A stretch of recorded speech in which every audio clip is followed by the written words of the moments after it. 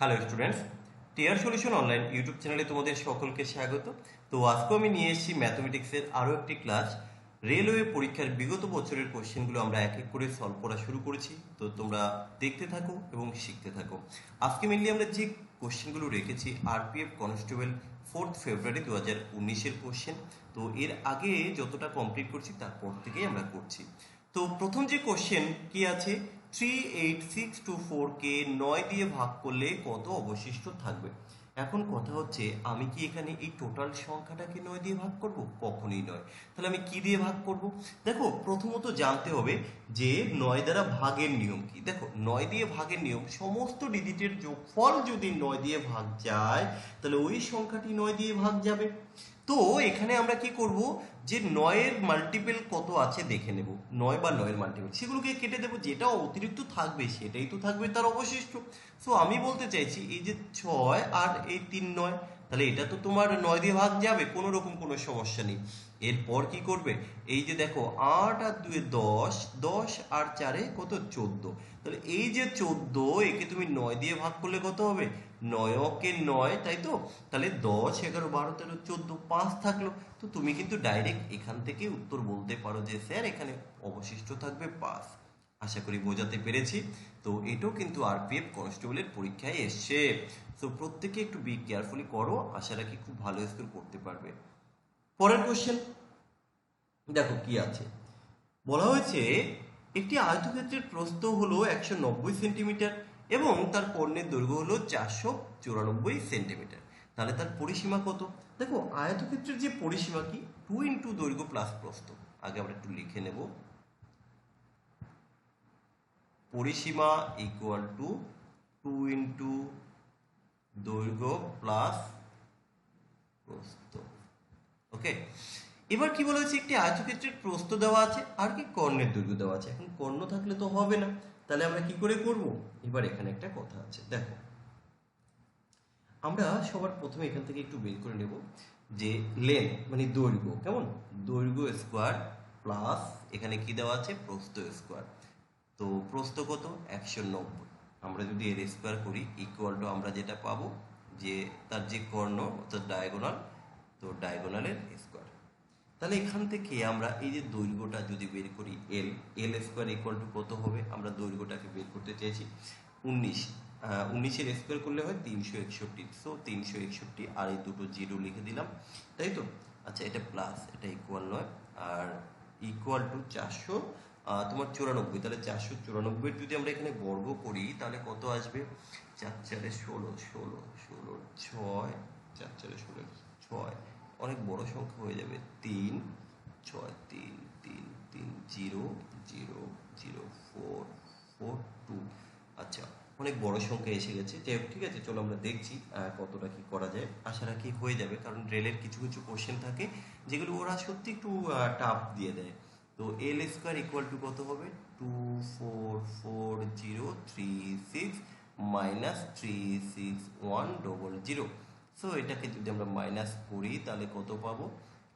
36, তাই তো? 36,9702।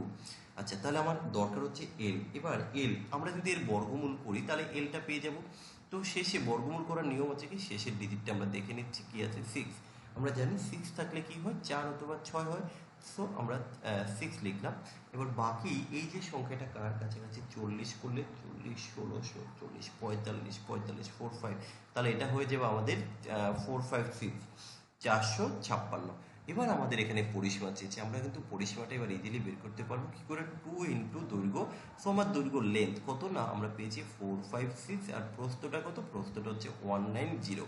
তাহলে আমরা দৈর্ঘ্য এবং প্রস্থ দুটোই কিন্তু পেয়ে গেছি। সো এখানটা আমরা ক্যালকুলেশনটা করব, কত হবে, এই দুটো যদি যোগ করি 6 9 আর 5 14, 14 4 হাতে 1 6, তাহলে 646। তাহলে ইন্টু 2 করলে কত হবে, 6 আর 6 দুগুণে 12 2 9, 6 দুগুণে 12 1292।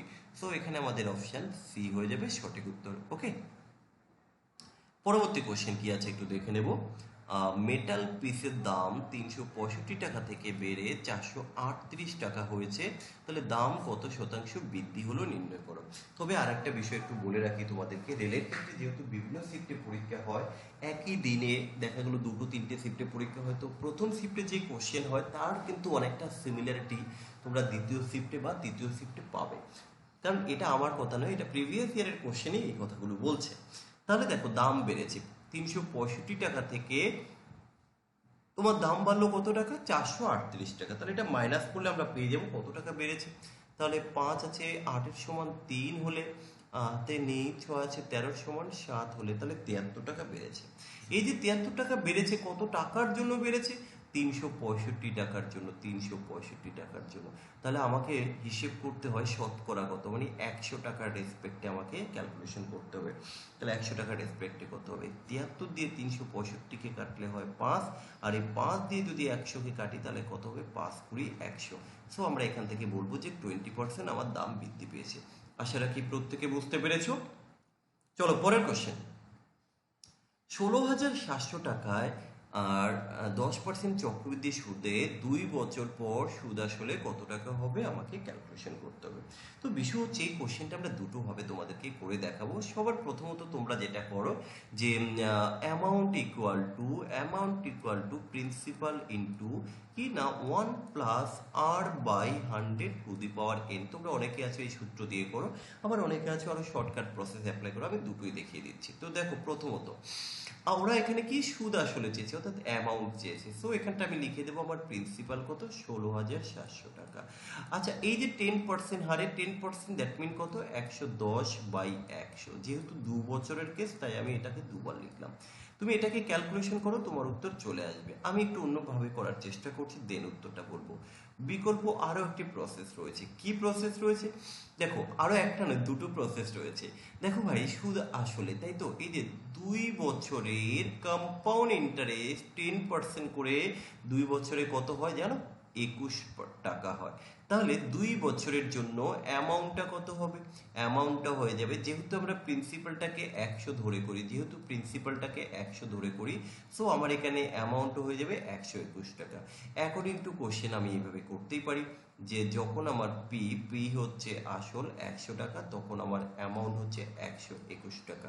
যখন আমার প্রিন্সিপাল কত টাকা, এখানে 16700, দেন আমি এখানটায় ক্যালকুলেশন করে নেব। এর সাথে কত মাল্টিপল করেছি, 167, এর সাথে তুমি 167 গুণ করো, তোমার উত্তরটা চলে আসবে। আমি কিন্তু এখনো গুণ করিনি, আমি জাস্ট একটু দেখানোর চেষ্টা করছি যে কত রকম ভাবে করা যেতে পারে। জাস্ট আগে তো এটা দেখো, এখানে এটা করলে আমরা উত্তরটা পাবো। আমি আরো একটা প্রসেস তোমাদেরকে দেখাচ্ছি।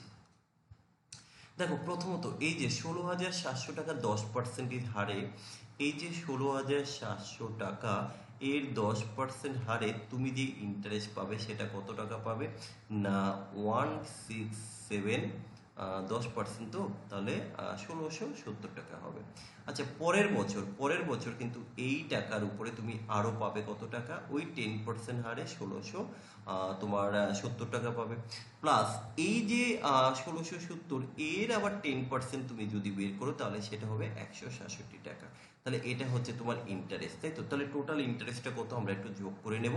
তাহলে 167 আমরা একটু যোগ করে নিচ্ছি, টোটাল ইন্টারেস্টটা কত 7, সাথে সাথে 14 আর 6 20, শূন্য হাতে আছে 2, 2 আর হচ্ছে 6 2 8 10 11 1 হাতে 1 1 2 3 3। তাহলে এটা হচ্ছে তোমার ইন্টারেস্ট, তার সাথে তুমি প্লাস করে দেবে কত টাকা, তোমার আসলটা 16,700 টাকা। তাহলে কত হবে, আচ্ছা দেখো যদি আমরা যোগ করি এটা আসবে 7, এটা আসবে 0, দেন আসবে 8, 6 আর 3 9 1। আচ্ছা আমি কি একটু ভুল করলাম, হ্যাঁ একটু ভুল করেছি, কোথায় ভুল করলাম, 16,700 তাই তো। আচ্ছা এখানে ও সরি এক্সট্রিমলি এখানটায় ভুল করেছি, সাথে 1420, শূন্য হাতে 2 3 3 তাই তো, 3 আর 6 9 9 9 আর 6 15, এটা 15 হবে, 15 5 এটা 15 হবে। ওকে এক্সট্রিমলি সরি, এখানে একটু ভুল করে ফেলেছি। তো এবার আমরা যোগটা করব, তাহলে এটা কত হবে 7 5 12 2 হাতে আছে 1, 4 আর 6 10 শূন্য, তাহলে 20,207, 20,207, এই যে 20,207। তো এটাও ক্যালকুলেশন তোমরা কিন্তু এইভাবে করতে পারো, এইভাবে তোমরা ক্যালকুলেশনগুলো করে নাও, কারণ প্রত্যেকটা জায়গায় ক্যালকুলেশন করে উত্তর আসবে। এবার আমাদের এক একজনের যেহেতু অঙ্ক করার টেকনিক আলাদা, ধরন আলাদা, সো আমরা যার যেটা বেস্ট মনে হয় সে সেইভাবে উত্তরটা করে নিতে পারবে। তুমি যেখানে যা করো উত্তর কিন্তু তোমার ওই একটাই আসবে। ওকে, 20, 20, 7। আচ্ছা, পরের কোশ্চেন, চলো দেখি কি আছে। পরের কোশ্চেন, একটি নির্দিষ্ট পরিমাণ টাকাকে তোমার 5:6 অনুপাতে যদি ভাগ করা হয় এবং প্রথম অংশটি থেকে প্রাপ্ত টাকা যদি 234 টাকা হয়, মোট টাকার পরিমাণ কত? খুবই সিম্পল একটা কোশ্চেন দিয়ে দিয়েছে ভাই, কিছু করার নেই। তো এখানে কি অনুপাতে ভাগ করা হয়েছে না 6:5 অনুপাতে ভাগ করা হয়েছে। তো আমরা আগে দেখে নেব এই যে এখানে কি বলেছে, ভাগ করার পর প্রথম অংশের টাকার পরিমাণ, প্রথম অংশ দ্যাট মিন এই যে 6 ইউনিট, এই টাকাটাই হচ্ছে কত টাকা? 234, 234। তাহলে দেখো তো এর কত গুণ হয়েছে, এর কত গুণ হয়েছে? 6। আচ্ছা, 3 6 18, 3 6 18, তাহলে এদিকে থাকলো 5 54, 6 9 54, তাহলে 39 গুণ অ্যাড হয়েছে। যেহেতু এখানে মোট টাকার পরিমাণ চেয়েছে, সো আমি এখানটা কি করব, বের করে নেব মোট কত ইউনিট। তাহলে মোট 6 আর 5 হচ্ছে 11 ইউনিট, তাই তো? তাহলে এই 11 ইউনিটের সাথে আমি 39 গুণ করতে পারি। তোমরা চাইলে এই 39, 5-এর সাথে 39 গুণ করে দেন এই দুটো যোগ করতে পারো, আমি একবারে করে দিচ্ছি। তো 39-এর সাথে যদি 11 গুণ করা হয় তাহলে কত হবে? 11 দিয়ে গুণেরও কিন্তু একটা শর্টকাট নিয়ম আছে। তো 11 29 হচ্ছে তোমার কত? 429। 9 অক্ষে 9, 3 9 12 2 4, তাই তো? 429। আশা করি প্রত্যেকে বুঝতে পেরেছো। চলো আমাদের পরবর্তী কোশ্চেন দেখে নেওয়া যাক কি আছে। একজন দোকানদার 208 টাকা দিয়ে একটি দ্রব্য কেনেন এবং সেটিকে 260 টাকায় বিক্রি করেন, তাহলে তার দ্বারা লাভের কত শতকরা লাভ করেছে। দেখো আমি আবারও রিপিট করছি, আরপিএফ এর কোশ্চেনও কিন্তু বেশ ইজি আছে, কিন্তু দু একটা কোশ্চেন কিন্তু একটু টাফ। কারণ দেখো 35টার মতো করে তোমার যে ম্যাথ থাকবে, তার মধ্যে যে 35টা ইজি থাকবে এরকম 5টা কোশ্চেন থাকবে যেখানে তোমাকে টাইম দিতে হবে, যেমনটা আমরা একটু আগে একটা করলাম, সেখানে অনেকটা টাইম দেবে। এইসব কোশ্চেনগুলো তো অনেকটা ইজি হয়ে যাচ্ছে, এখানে তো বেশি টাইম দিতে হবে না। তো 208 টাকা দিয়ে কিনলে সেটাকে 260 টাকায় বিক্রি করেছো, তুমি তো লস করেছো, তুমি তো লাভ করোনি। তাহলে কত লস করেছো এটা মাইনাস করতে হবে। তো এটা মাইনাস করলে কত হবে? 260 থেকে 208 যদি তুমি বাদ দাও সেটা হবে 52 টাকা। তুমি 52 টাকা লস করেছো। কত টাকার জন্য লস করেছো? 208 টাকার জন্য। তাহলে শতকরা কত হবে? ইন্টু 100 করে দাও। তুমি এটাকে কত দিয়ে কাটবে? 4 দিয়ে কাটো, 4 দিয়ে কাটো, 4 দিয়ে কাটলে 4 25 100, তো 25%। Option B is the correct answer. আশা রাখি সবাই বুঝতে পেরেছো। চলো দেখে নিচ্ছি আমাদের পরবর্তী কোশ্চেন কি আছে। একটা সিম্পলিফিকেশন রয়েছে, খুবই সিম্পল কোশ্চেন। এই ধরনের কোশ্চেনগুলো আমরা চাইলে কিন্তু এক লাইনে উত্তর বলতে পারি, কিন্তু দেখাতে গেলে অনেকটা আমাকে লিখতে হবে। আমি আগে মুখে মুখে বলার চেষ্টা করি, বুঝতে না পারলে আমাকে কমেন্ট করে বলবে। দেখো √484 রয়েছে, আমরা জানি 22-এর স্কোয়ার যদি আমরা করি, 22-এর স্কোয়ার হচ্ছে 484। সো আমরা এটার জন্য কিন্তু 22 পেয়ে গেলাম। যেহেতু এই টোটাল রুটের মধ্যে রয়েছে 191 মাইনাস, তাহলে এই জায়গাটার পরিবর্তে আমরা এটাকে 22 বললাম। তাহলে 191 থেকে এখন তুমি 22 মাইনাস করবে, 191 থেকে 22 মাইনাস করলে 169। তাহলে এই যে টোটালটা রুটের মধ্যে এসে গেছে, তাহলে এই টোটালের জন্য কিন্তু তুমি এখন পেলে মাত্র 13, এগুলো কিন্তু আউট। সো দেন আবার দেখো এই যে রুটের মধ্যে রয়েছে 337 মাইনাস হচ্ছে কত না 13, 337 থেকে যদি 13 মাইনাস করা হয় তাহলে তুমি পাবে কত? 324। আর তুমি জানো 324 হচ্ছে 18-এর স্কোয়ার করলে। সো এই জায়গাটার পরিবর্তে আমরা টোটালটা লিখতে পারি 18, অর্থাৎ √694 মাইনাস 18। 694 থেকে যদি আমরা 18 মাইনাস করি আমরা কি পাবো? 676 পাবো। আর এই 676 যা কিনা 26-এর স্কোয়ার নাম্বার। সো এখান থেকে আমরা অপশন নাম্বার ডি উত্তর করলাম। আশা করি প্রত্যেকে বুঝতে পেরেছো। এগুলো স্টেপ বাই স্টেপ করতে গেলে অনেকটা সময়ের দরকার আছে, বেকার এত সময় আমরা দিয়ে লাভ নেই, যেখানে দেওয়ার সেখানেই আমরা দেব। আচ্ছা, পরবর্তী আরেকটি কোশ্চেন দেখো এভারেজ থেকে। 7টি সংখ্যার গড় বলে দিয়েছে, যদি একটি সংখ্যাকে বাদ দেওয়া হয় তাহলেও কিন্তু গড় একই থাকবে। তার মানে কি? খুবই সিম্পল বিষয়। ধরো 7টা সংখ্যার যে গড়, একটা সংখ্যা বাদ দিল গড় একই রয়ে গেল, তার মানে ব্যাপারটা কি দাঁড়ালো? যে সংখ্যাটাকে বাদ দেওয়া হয়েছে সেটা নিচে ওই সংখ্যাটাই হবে। এটাই তো সিম্পল। তাহলে এখানে কিন্তু আমরা কখনই যোগ করব না, এটা একদম লজিক্যালি আমরা বলে দিতে পারি যেই সংখ্যাটা বাদ দেওয়া হচ্ছে সেটাও 144। তার জন্যই তো তাদের গড়টা সেম থাকছে, তাই না? সো এখান থেকে তুমি ডাইরেক্ট এইভাবে টিক মারবে, এখানে কিন্তু কড়াকড়ির কোনো দরকার নেই।